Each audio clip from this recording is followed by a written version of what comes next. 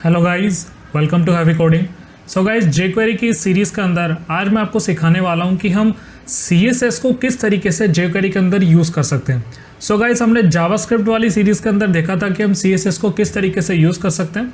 तो गाइस, मैं आपको दिखा दूं कि मैंने यहाँ पर जावास्क्रिप्ट का ऑलरेडी एक कोड लिखा हुआ है, जिसके अंदर मैंने आपको एक एग्जाम्पल के थ्रू मैं आपको समझाना चाहता हूँ कि जब भी हम यहाँ पर जावास्क्रिप्ट का यूज़ कर सकते थे तो हम यहाँ पर क्या करते थे, document dot gate element by ID, और साथ ही साथ हम क्या करते थे, जो भी अगर हमारा HTML का एलिमेंट होता था, जैसे हमारे पास यहाँ पर एक पैराग्राफ है जिसकी मैंने एक आईडी दी आईडी 1, उसको हम यहाँ पर गेट कराते थे, फिर एक वेरिएबल के अंदर स्टोर कराते थे।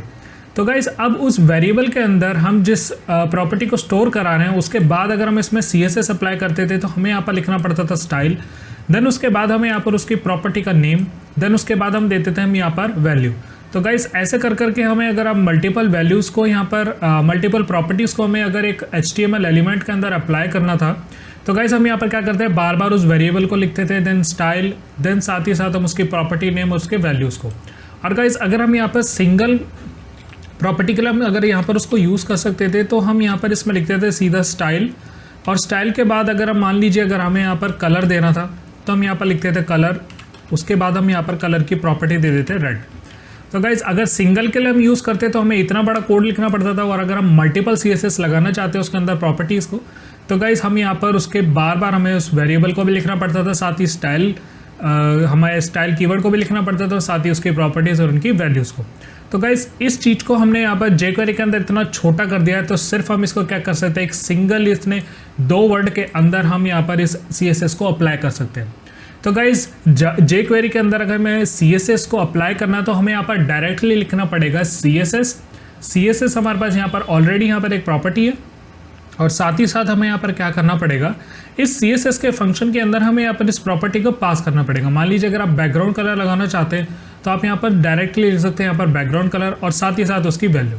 तो गाइज, देखा आपने कि कितने लंबे कोड को यहाँ पर jQuery ने इतने शॉर्ट में बना दिया है कि हम CSS को आसानी से हम यहाँ पर अप्लाई कर सकते हैं।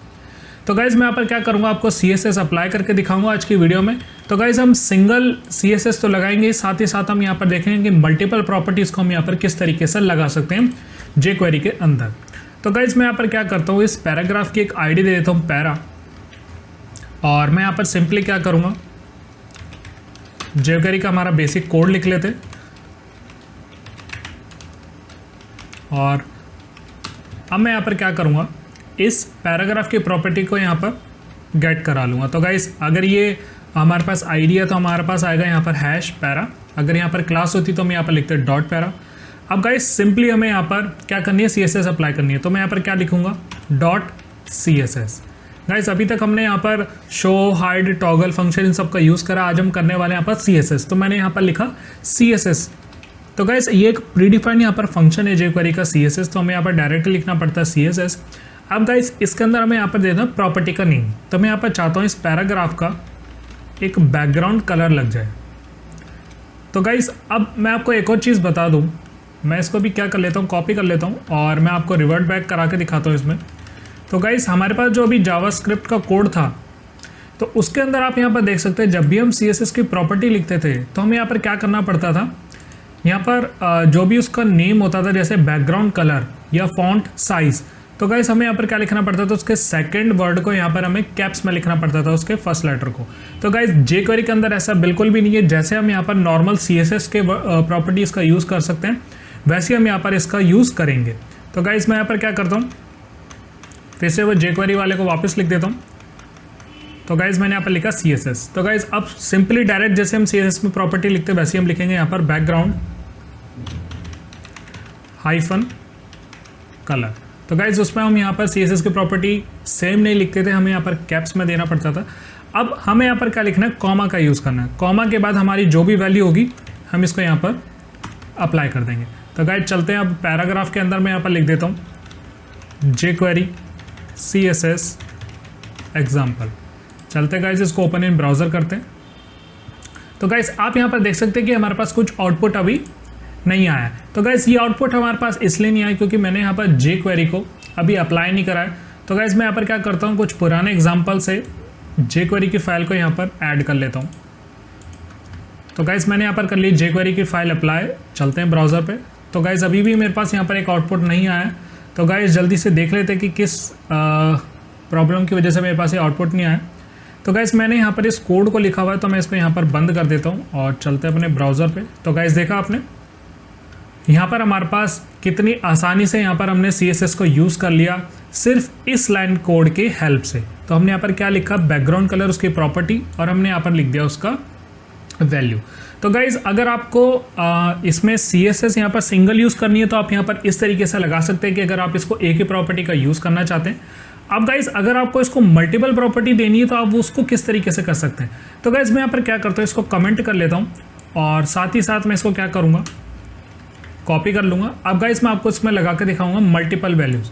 तो गाइज़ मल्टीपल वैल्यूज़ को आप यहाँ पर यूज़ इस तरीके से कर सकते हैं। सबसे पहले आपको एक ब्रेसेस का यूज़ करना पड़ेगा, आपको यहाँ पर कर्ली ब्रेसेस का यूज़ करना पड़ेगा, क्योंकि हमें यहाँ पर एक एरे के फॉर्म में हम यहाँ पर सारी वैल्यूज़ को पास करेंगे कि हम यहाँ पर मल्टीपल वैल्यूज़ यूज़ कर रहे हैं। तो गाइस इन ब्रेसेस का मतलब यहाँ पर यही है कि हम यहाँ पर सिंपली एक एरेज को जनरेट कर रहे हैं CSS के अंदर।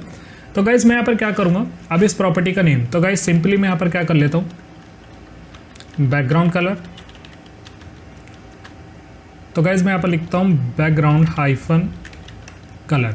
तो गाइज ये तो होगी मेरी प्रॉपर्टी का नेम। अब गाइज अगर आप ऊपर देख सकते हैं तो गाइज आपको यहाँ पर दिखेगा कि मैंने यहाँ पर कॉमा के यूज़ करा था, उसकी वैल्यू को देने से पहले मैंने यहाँ पर एक कॉमा का यूज़ करा था। बट अब आपको यहाँ पर ध्यान रखना है, जब भी आप यहाँ पर मल्टीपल प्रॉपर्टीज़ का यूज़ करेंगे आपको यहाँ पर कॉलन का यूज़ करना पड़ेगा। ऊपर आपको करना है, अगर आपको सिंगल वैल्यू लेनी है तो आपको कॉमा लिखना, बट आपको मल्टीपल वैल्यूज देनी है तो आप यहाँ पर सिंपली क्या करेंगे, कॉलन्स का यूज़ करेंगे। अब इसके बाद आप यहाँ पर वैल्यू दे सकते हैं। तो मैं यहाँ पर दे देता हूँ ब्लू। तो गाइज़ अभी मैं आपको सिंगल चला के दिखाता हूँ। तो गाइज़ देखा आपने कि मेरा सिंगल अभी वर्क कर रहा है इसमें।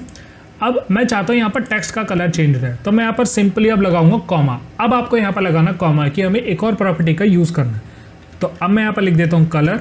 तो मैंने यहाँ पर लिखा कलर और साथ ही कॉलन लगा के इसकी वैल्यू दे दूँगा। तो मैं यहाँ पर लिख देता हूँ FFF जो कि मेरा वाइट कलर।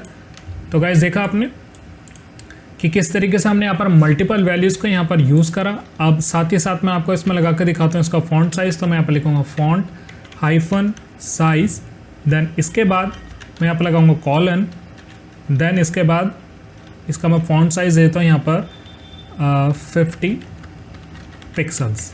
मैंने यहाँ पर दिया 50 पिक्सल्स। तो गाइज़ मैं इसको जूम आउट कर लेता हूँ। अब मैं इसको रिफ्रेश करता हूँ। तो गाइज़ देखा आपने 50 पिक्सल्स मेरे पास यहाँ पर इस प्रॉपर्टी मेरी यहाँ पर ऐड हो चुकी है। तो गाइज़ देखा आपने कि कितना सिंपल था हमें यहाँ पर CSS को यूज़ करना। सिंगल CSS और मल्टीपल CSS हमने यहाँ पर दोनों का यूज़ करा। अब गाइज़ मैं आपको दिखाता हूँ इसको इवेंट के साथ आप यहाँ पर किस तरीके से यूज़ कर सकते हैं। तो मैं चाहता हूँ यहाँ पर जब भी कोई इस बटन पर क्लिक करे, कोई भी एक बटन बना लेते हैं हम।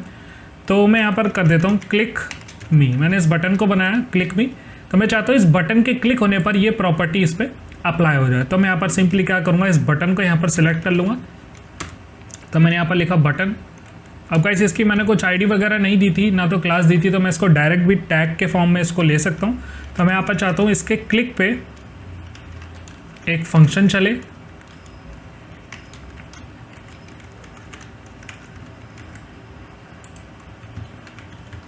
तो गाइस देखा आपने, अब इस बटन के क्लिक पे क्या होगा, ये जो पैराग्राफ है ये मेरा कलर चेंज कर लेगा। तो मैं यहाँ पर क्या यहाँ पर आपको आउटपुट दिखाता हूँ।